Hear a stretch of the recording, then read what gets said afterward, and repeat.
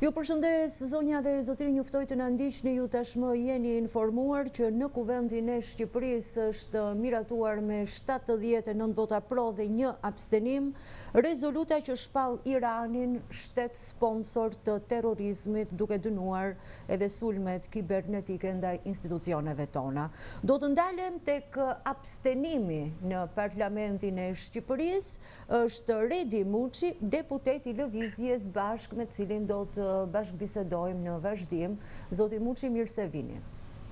Faleminderit, kënaqësi. Shqipëria, thoni ju,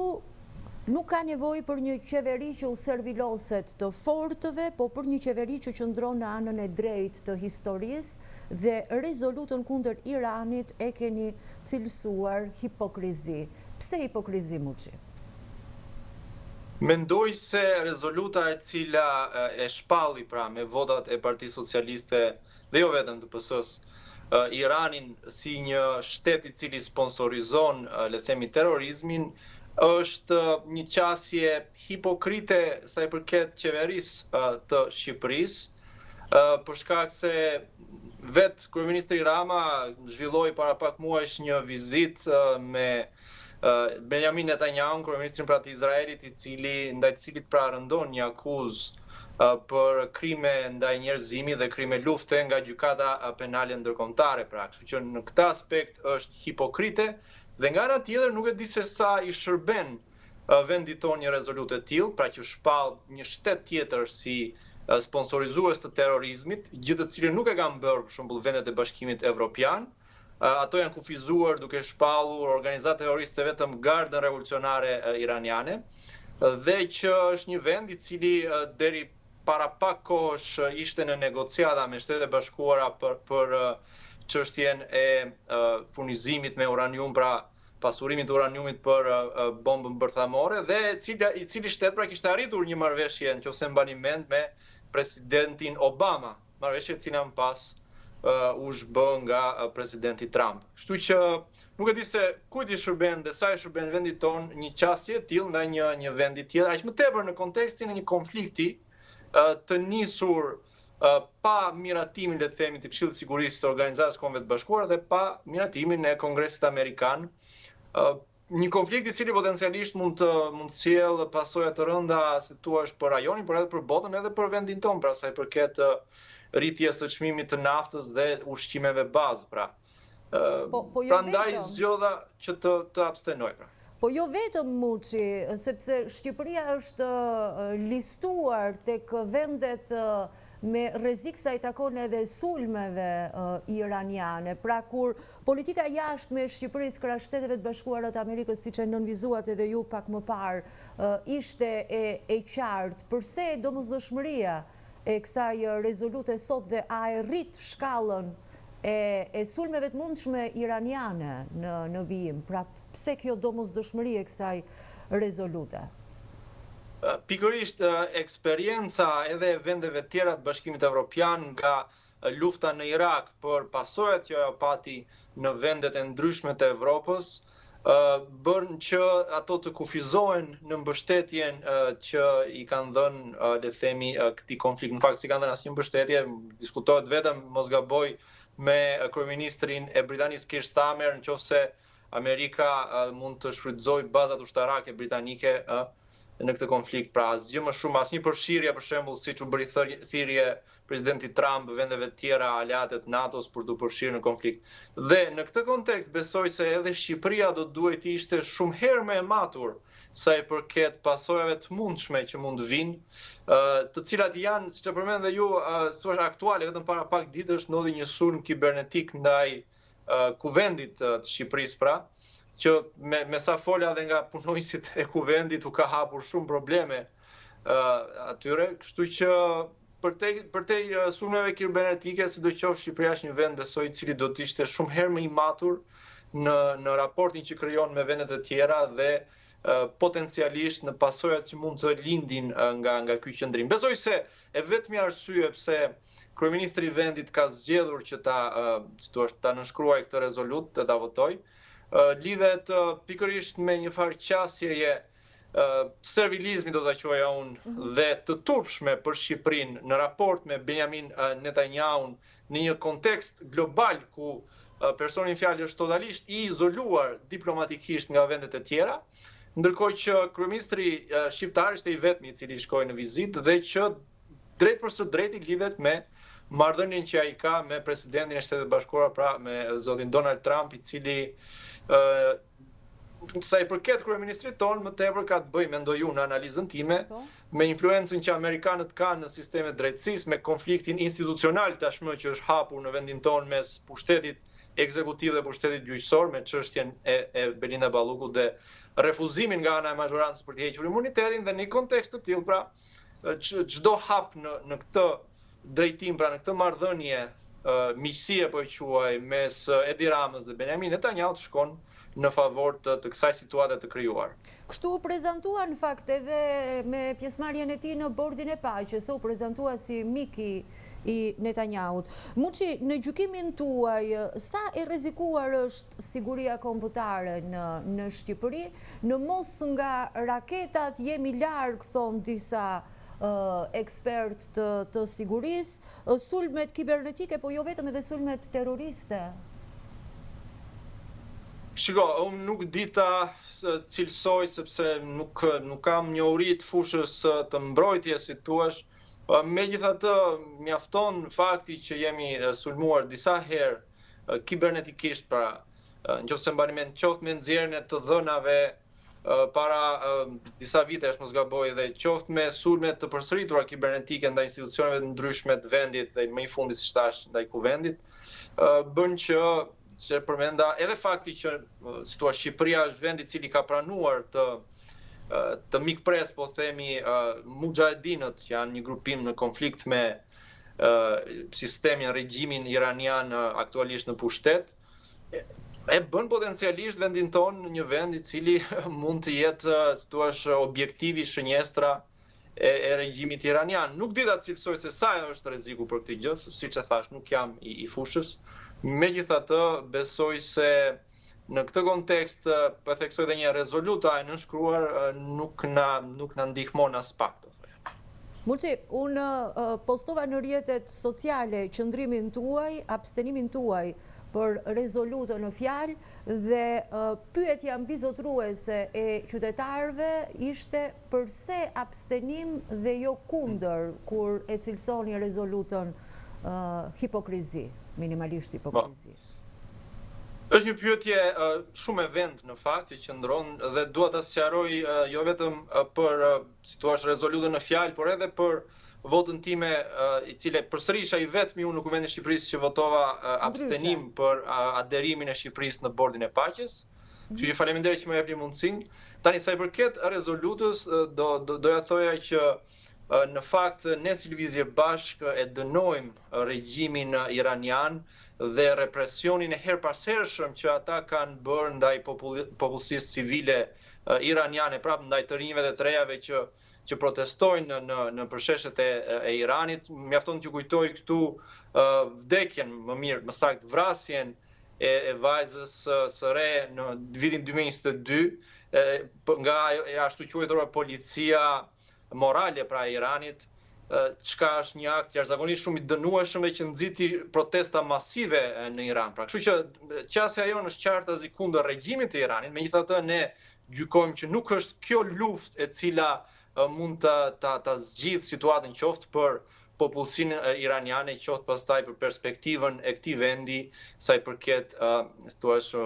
marrjes dhe prodhimit të bombës atomike, pra. Kështu që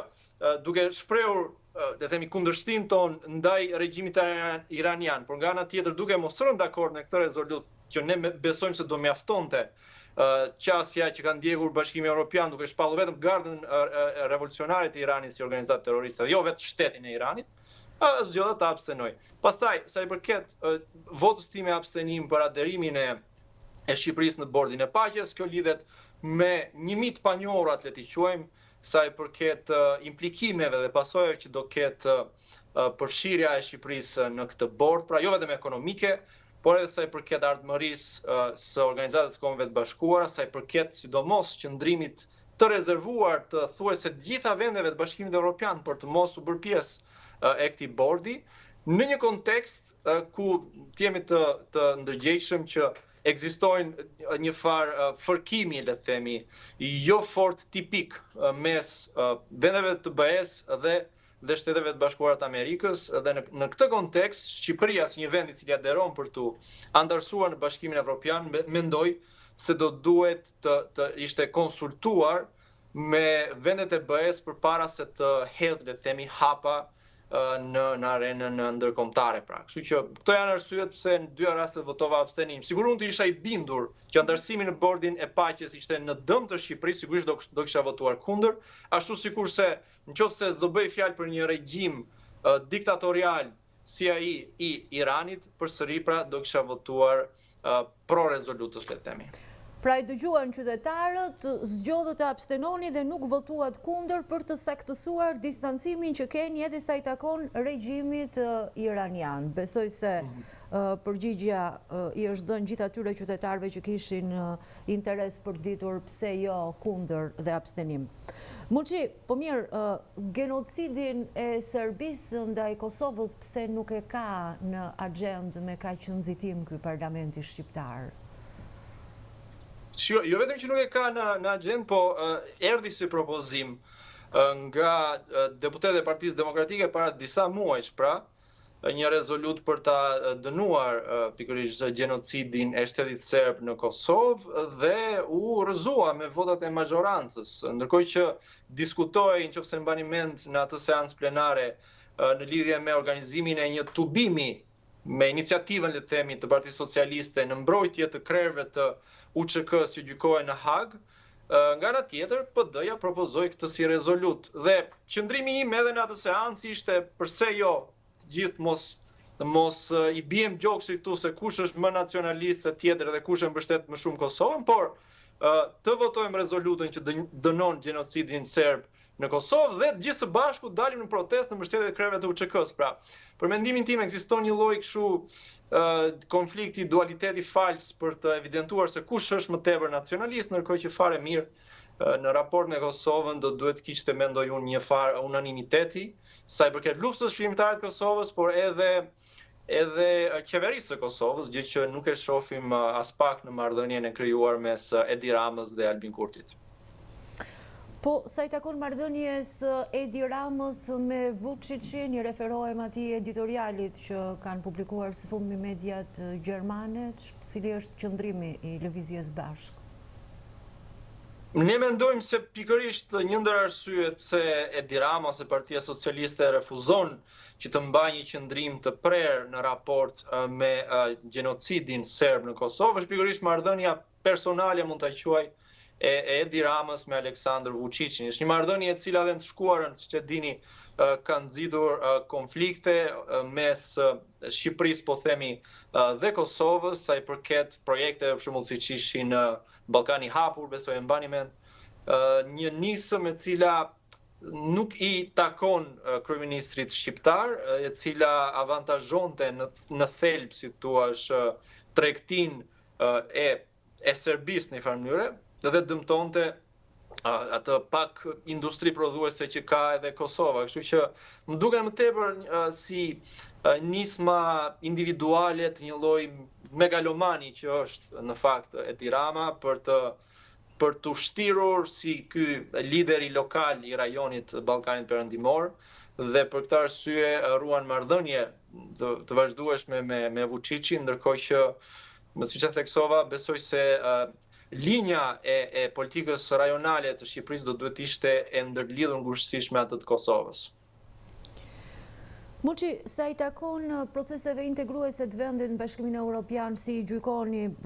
Unë po shikoja pak më parë për të rifreskuar disi kujtesën e qëndrimeve të Lëvizjes Bashk, se me thënë të drejtën nuk jeni shumë televizive dhe jo për fajin tuaj. Dhe shikoja diçka interesante që më bëri përshtypje, Arlind Qorri thot Edi Rama e konsideron antarësimin e Shqipërisë në Bashkimin Evropian si përurimi i rrugëve, pret shiritin sot, pavarësisht se mund të shembet nesër. Po, pikërisht pra, është një qasje e cila besoj se ka karakterizuar, le të themi, karrierën politike të Edi Ramës, që është kjo qasja e fasadës, e dukjes, e spektaklit, e prerjes së shiritave, dhe në momentin më të parë kur bie një shi,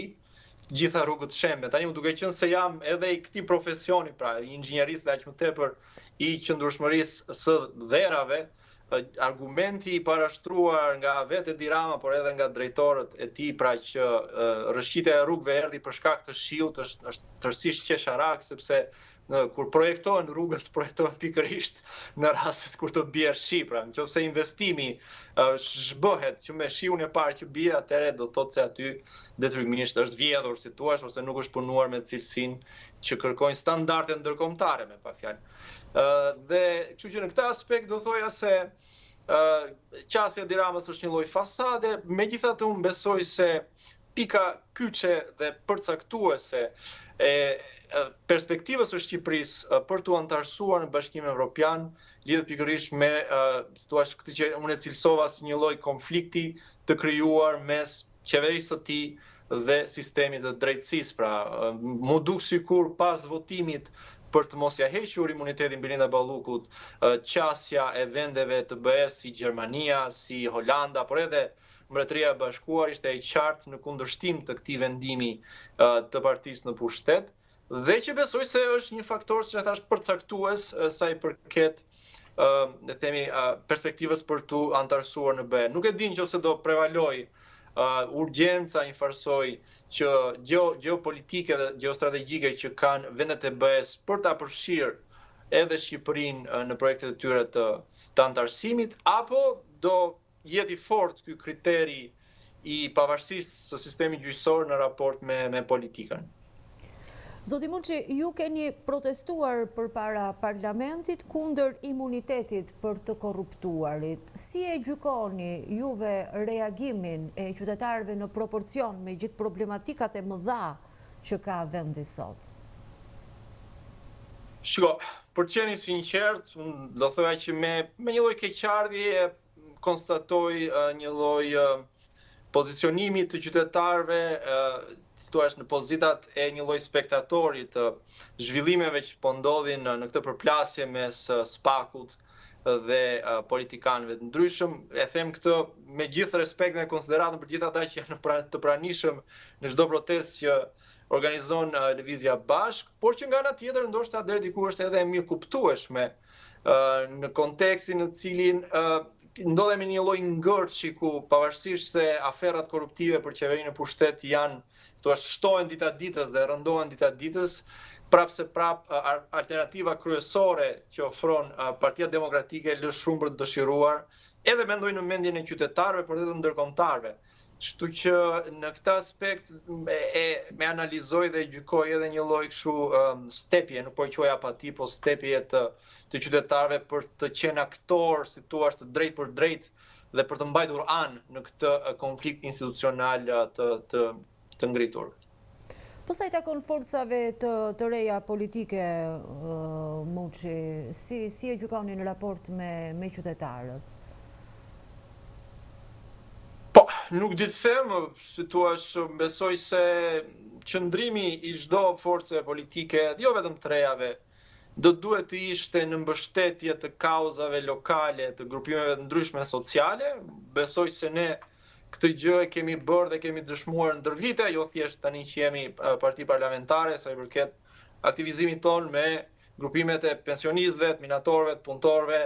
të banorëve të Rjollit për shembull, të cilëve aktualisht po u merret prona, po edhe të banorëve të Martaneshit, të Kurdarisë, të cilëve po u merret uji. Kështu që besoj se roli i një partie politike e madhe ose e vogël është të jetë aty ku ka rezistenca aq tepër një partie që është në opozitë. Këtë gjë kam parë pjesërisht nga disa prej partive të reja, le të themi, ndërkohë që e gjykoj që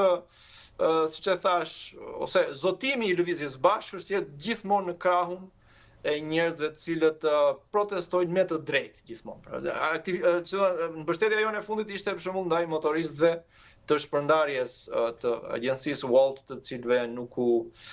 shullur paga dhe nuk kanë një kontratë fizike siç e kërkon Kodi i Punës, dhe për këtë unë jam drejtuar me një shkres, si thua, Inspektoratit të Punës për të kërkuar sqarime për këtë gjë, dhe doja të evidentoj faktin që ne jemi gjithmonë në mbështetje të gjithë punëtorëve të cilët u shkelen drejt, përfshi këtu edhe gazetarët, që siç e pat në deklaratën e fundit ose në konferencën e shtypit fundit të kryeministrit, 2 prej gazetarëve pra u përjashtuan nga ai si proces, ndërkohë që një sindikat e fortë gazetarësh do bënte që le të themi presioni pozitiv i tyre të ishte më efikas edhe ndaj qeverisë. Po jo vetëm përjashtimet e kryeministrit gjatë konferencës, po ishte edhe agjërimi që i kërkonte gazetarëve presidenti i Republikës gjatë iftarit që shtroi për media, dhe ende se kam kuptuar, si e kuptoni ju Muçi këtë agjërimin tek Asu nuk e kam kuptuar në të drejtën. Nuk e di kur vjen puna për disa dhe tjetë kjo edhe një pyetje publike për stafin e presidentit, që të na e shpjegojnë si e kanë parasysh këtë agjërimin tek qytetarët, kujdes me fjalën. Nuk di ta them me thënë drejtën kur vjen çështja tek disa prej deklaratave që ka bërë presidenti i Republikës. Megjithatë, unë do thoya që me një lloj keqardhjeje konstatoj edhe shpeshherë që politikanë të përfolur për mega afera korruptive që kanë bërë shumë të këqija këtij vendi, duket sigur shpëlajnë mëkatet e tyre duke marrë pjesë për këto iftare që organizohen nga komitete ndryshme besimtarësh, dhe që e konstatoj këtë me një lloj keqardhjeje, por që gjithsesi. Muçi, meqense jemi tek media, disi agjërueshëm me ju në vijat përgjithshme media ka qenë apo jo? Dhe ju e keni shprehur her pas here këtë agjërimin e medias në lidhje me aktivitetin tuaj politik. Ka ndryshuar diçka, vijon të jetë e njëjtë, si e mendoni? Po, mendoj që në varësi të aferave korruptive që dalin ose të konflikteve që lindin mes oligarkësh të caktuar që kanë edhe interesa mediatike me grupime ndryshme qytetarësh, pozita jon, le themi, luhatet. Kryesisht është përkeqësuar në kohët e fundit, pasi kemi 0 dalje në televizionet kryesore kombëtare të mëdha. Por që gjithsesi është një kosto të cilën ne kemi marrë parasysh, përderisa kemi zgjedhur të mbajmë një lloj qëndrimi për të drejtën, ose për atë që ne konsiderojmë si qasje e drejtë në raport dhe me banorët dhe me komunitete ndryshme. Të themi që një pjesë e cila e kompenson këtë blokadë ose këtë agjërim, siç e quani ju, të medias tradicionale ndaj nesh kanë qenë rrjetet sociale, kështu që përpiqem maksimalisht për të shfrytzuar në mënyrë eficiente rrjetet sociale. Muçi, dhe pyetja e fundit tashmë, siç e thatë edhe vetë pak më parë, jeni parti parlamentare. Çfarë nismash konkrete keni në dorë ose në plan, konkretisht, institucionalisht flas tani? Po, konkretisht ne kemi ndërmarrë, le të themi, po i quaj një fushat të tërë, ku do të kërkojmë ndryshime legislative, pra, sa i përket kodit penal, ne kërkojmë që të rritet, le të themi, bara e provës, pra të rritet në tepër pesha e veprës kur vjen puna për korrupsionin e zyrtarëve të lartë, të zvoglohet, të rritet afati i parashkrimit, pra për shembull një